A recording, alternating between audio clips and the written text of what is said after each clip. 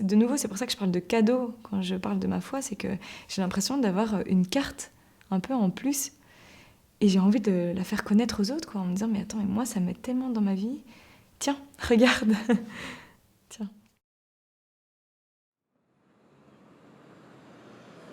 Est-ce que tu as de nouveau eu ton drainage? Ah, c'est demain, c'est ça. Mais on va bien travailler aujourd'hui. Oui. J'ai eu des petites idées pour toi tout à l'heure. Yes. Yes, c'est vrai. Je sais quel challenge tu as donné encore. C'est vrai, t'as raison. Est-ce qu'au plus tu le fais, au mieux ça va ou pas? Tu n'es pas obligé de dire oui, hein. Voilà ce que je cherchais à faire à la maison. Ok.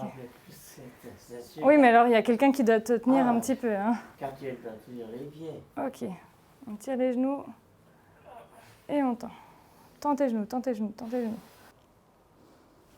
C'est ma vocation. Être kiné, c'est vraiment ma vocation. Alors, je sais pas si je dois dire kiné ou physio, je vais dire les deux, je pense, peu importe. Je dis physio et kiné parce que maintenant je suis en Suisse, donc on dit physio en Suisse, mais ça correspond exactement à kiné en Belgique. Oh, je trouve qu'il est souple ton genou aujourd'hui. Oh, mais c'est bien là. Ah ouais, c'est cool. Bien. Ah ouais. Top ça. Je commence déjà à tenir la canne. T'arrives à ouvrir tes doigts? Nice, super. Encore. De nouveau, visualise ce que tu es en train de faire. Ouvre tes doigts. Ouvre. Grand, grand, grand.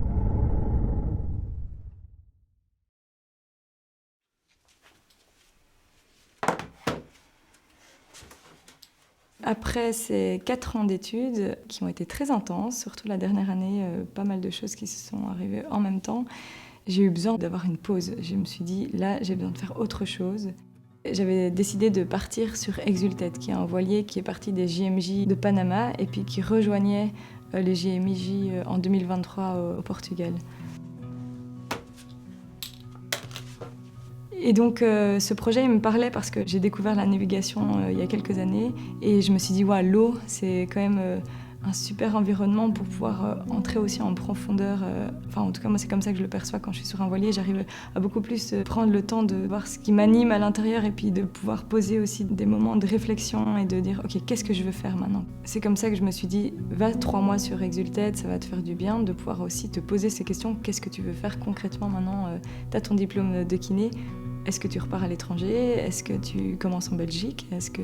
Voilà, j'étais ouverte d'esprit, mais je me suis dit ça va me faire du bien d'être dans un projet comme ça. En parallèle de cette envie de vraiment de partir sur Exultet, j'avais aussi ce grand désir de pouvoir être à ma place et à ma juste place et dans le projet que Dieu avait pour moi. Et donc je me suis vraiment demandé, mais est-ce que c'est vraiment là que tu dois être? Et j'arrivais pas du tout à discerner si oui ou non. Malheureusement, mais comme je pense beaucoup de personnes, j'ai pas un appel téléphonique avec Dieu qui me dit « Écoute, très cher, fais ceci, c'est là que tu vas être heureuse ». Et donc j'avais ce désir d'être là où je devais être. Et en même temps, je savais pas si c'était bien Exultet, si c'était pas, et j'arrivais pas à discerner. J'arrivais pas à sentir, je ressens pas non plus beaucoup de choses dans ma foi, dans le sens où je suis pas à sentir un feu brûlant et mon cœur tout chaud d'amour. C'est pas des choses que j'ai expérimentées. Et donc j'avais fait un petit deal avec lui et je m'étais dit, ok, je pars sur Exultet et puis si c'est pas là que je dois être, bah tu fermes les portes et ça se mettra pas. Mais donc si ça se met, je veux, j'exige que tout aille bien, que tout soit ouvert et puis que je sois en paix en fait avec cette décision. Concrètement, les portes se sont fermées parce que c'était pendant le Covid et donc Thierry demandait qu'on ait le pass vaccinal et je sens que je vais pas parler comme ça sinon je vais me faire des ennemis. Elle est anti-vaccin. Non, c'est pas vrai. J'avais fait la maladie, j'avais des anticorps, bref. Il y a des choses qui se sont moins bien mis, le fait de devoir faire une quarantaine de 2 semaines toute seule dans une chambre, faire 3-4 tests PCR et petit à petit je me suis dit qu'est-ce qui se passe? Les portes se ferment, c'est plus là que je dois aller. Et moi, c'était très frustrant parce que je me réjouissais d'atterrir là-bas.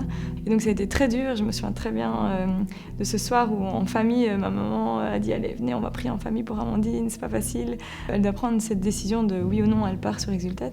Et puis, en fait, on a chacun eu en inspiration que, effectivement, je devais pas aller là. Puis, on a tous eu un peu cette notion de Suisse. Alors la Suisse, dans notre famille, c'est un pays qui a toujours été très présent dans nos cœurs. C'était pas un pays qui sortait de nulle part. Je me suis toujours dit, je me vois jamais vivre dans un autre pays que la Belgique. Et j'ai toujours dit, sauf en Suisse. Et puis donc quand on a prié, on a tiré un petit pain de la parole. Il est mis, je sais plus la parole. Et puis à la fin de la parole, c'était monter. Et là, ma maman fait « Oh, montez, Amandine, comme les montagnes, c'est la Suisse, c'est là que tu dois aller. » Je dis « Maman, il ne faut pas chercher non plus loin que ce que la parole est en train de dire. Il est juste mis monter. » Puis j'ai dit à mon papa « Papa, est-ce que tu veux bien prendre la Bible et regarder la référence en fait, de cette parole pour que j'ai le contexte, pour que j'essaye de comprendre en fait, peut-être que... Parce que je ne comprenais pas trop cette parole, elle ne me parlait pas spécialement. Et donc il a lu tout le passage et puis il commence à monter. Et à la montagne, à Sion. Et là, on s'est dit, waouh! Sion, il fallait tomber sur ce mot-là dans la Bible. Alors, il existe plusieurs fois, mais pas non plus 100 fois. Donc, c'est pas que je devais aller à Sion, c'est juste que j'avais un peu cette confirmation que je devais lâcher mon projet d'Exultet et puis accepter de faire autre chose et peut-être me diriger effectivement vers la Suisse. Et donc, à ce moment-là, pas facile. J'ai dû lâcher mon propre désir. Moi, Amandine, je voulais partir sur Exultet. Et j'ai décidé de dire, non, en fait, Seigneur, je voulais te mettre toi en premier lieu.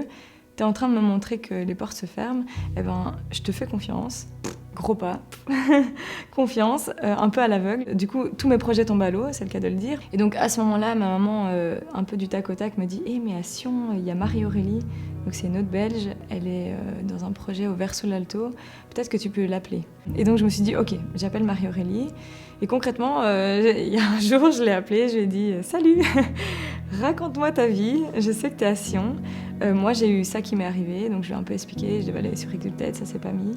Et je sais que tu es à Sion, dis-moi, parle-moi, peut-être qu'il y a des choses qui vont me toucher dans ce que tu dis. Et donc elle a commencé à me raconter ce qu'elle faisait à Sion, au Verso l'Alto. Puis ça m'a parlé, ce projet de diaconie, d'être là pour les plus pauvres et tout ça. Et il y a un moment, elle commence à me dire, il y a des jeunes qui sont intéressés de faire un projet à Cana Myriam, qui est une ancienne grande maison, un château.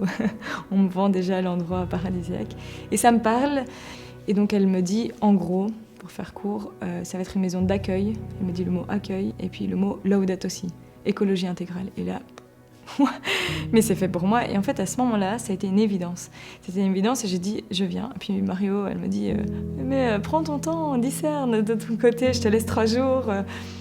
Voilà, réfléchis. Et j'ai dit non, c'est tout fait, je viens. Quand j'ai pris la décision que j'allais partir en Suisse pour faire partie de ce projet de Cana Myriam, toutes les portes se sont ouvertes, mais pas comme ça, comme ça. Alors, je sais pas si ça va rentrer dans la caméra, mais c'est très loin.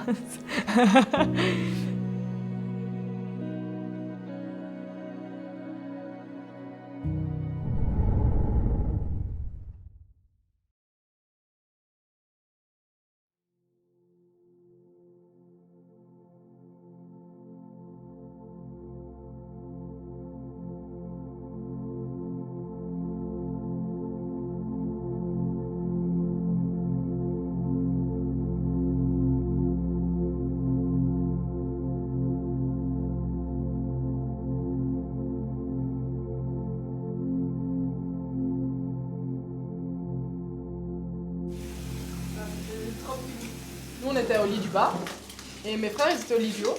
Et en gros on avait des Legos et on faisait tomber le Lego du lit du haut au lit du bas et on chronométrait et après on calculait la vitesse à laquelle il tombait. Parce que notre père il nous avait appris les formules. Ouais. Tout à fait normaux les enfants. C'est hyper normal en Tu calculais effet. ça avec plein de trucs différents. Tu dis HP quoi? Tu faisais ce petit HP? bonhomme, De plus en plus lourd et tu Ah, énorme, ça m'aurait trop trippé, ouais. Ouais, j'ai pas en qualité, hein, c'est vrai. J'aime pas les remarques. Je pense que Je parlais pas du tout par rapport à toi, je parlais par rapport à Kylian. Ça va alors. Ça a été filmé, gars. C'est dans la boîte. C'est dans la boîte, Marie-Chantal, c'est dans la boîte. Hein. C'est Amandine qui se coiffe à côté de ma tête.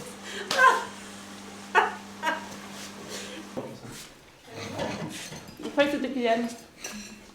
Depuis quand Kylian il est content? Ouais, justement. Ouais, c'est vrai aussi, ouais. Salut. Bonjour. Ah, ce soir le gâteau. Bisous. Ça va? Salut. Ça va? Vous êtes hyper spontané ce soir. Bah c'est toi, c'est cool, tu fais jamais le tour comme ça. J'avoue. D'habitude, alors il sait qui a pas rangé cela.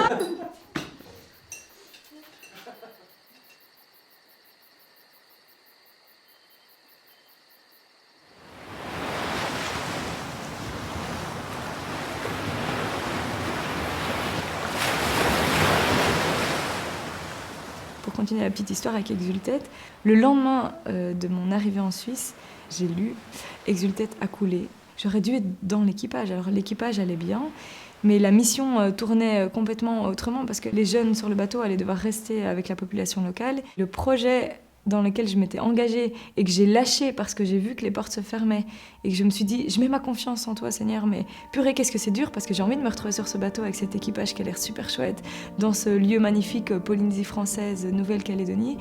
J'ai envie de vivre ça, je lâche parce que je vois que ça se met pas bien. Et là, ce projet, il tombe à l'eau, quoi. C'est le cas de le dire. Il coule, quoi. C'était quelque chose de très frappant pour moi et je me suis dit, waouh, mais...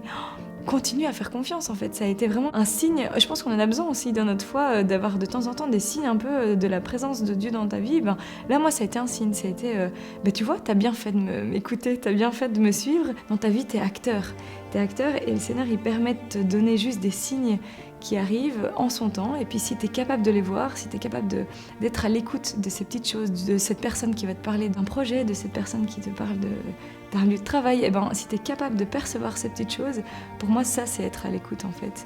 Faire confiance, pour moi, c'est choisir de mettre sa confiance dans la personne qui te connaît le mieux et qui sait exactement ce dont tu as besoin pour être heureux.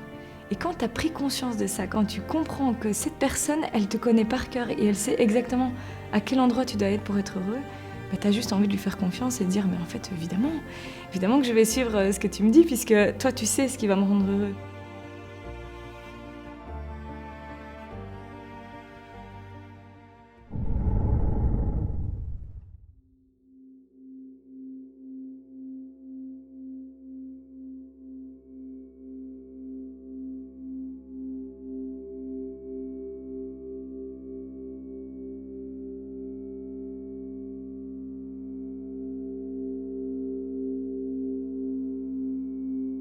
Réellement, ça fait 6 mois que je suis ici.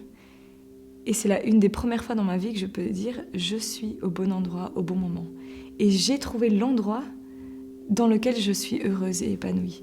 Et là, dans l'endroit où je suis actuellement, ici à Cana Miriam, dans cette colloque, dans ce métier, j'ai l'impression de pouvoir être pleinement qui je suis en profondeur et de pouvoir apporter ce que j'ai à apporter. C'est comme si j'avais conscience que cette foi qui m'a été donnée, que j'ai reçue, que je vois maintenant comme un cadeau, j'ai l'opportunité de pouvoir la partager autour de moi. Et cette foi, elle se transforme surtout en joie, je dirais. C'est qu'il y a vraiment cette joie qui m'anime et puis j'ai envie de la partager, cette joie. Je suis une personne assez positive qui aime rire beaucoup, qui aime l'humour et tout ça, mais qui aime aussi l'émerveillement. Je m'émerveille beaucoup de la nature. Je peux m'émerveiller un jour d'un coucher de soleil et puis le lendemain remémerveiller de ce coucher de soleil. J'ouvre mes rideaux, je tombe sur une vue de montagne et je me dis mais waouh, moi qui viens d'un pays où tout est plat et j'arrive ici et mais quelle chance en fait de me retrouver dans un pays où j'ouvre mes rideaux et je vois des montagnes enneigées en plus, c'est magnifique. Et donc je m'émerveille en fait et je pense que cet émerveillement, il amène aussi cette joie et en fait c'est un peu un cercle vertueux, c'est que ça m'amène de la joie, de la positivité et c'est ce que j'ai envie d'amener aux gens. Et dans mon métier, c'est aussi ce que je veux apporter à mes patients, c'est que je les soigne, je leur apporte un soulagement de douleur, mais ça me tient aussi à cœur d'être qui je suis, moi, Amandine, avec tout ce que j'ai reçu, mon bagage personnel. Comment est-ce que mon être profond, comment est-ce que je peux même laisser le Jésus qui est en moi toucher les personnes que je rencontre. Alors je ne vais pas leur parler de foi pendant mon métier, je ne vais pas leur parler de Jésus qui est concret dans ma vie, et c'est pas mon but de convertir les gens que je rencontre, mais j'aime parler en fait avec les gens qui se posent des questions, les gens qui ne sont pas chrétiens, pas pour les convertir de nouveau, mais pour essayer de leur faire goûter à la joie que moi j'ai d'avoir la foi en fait.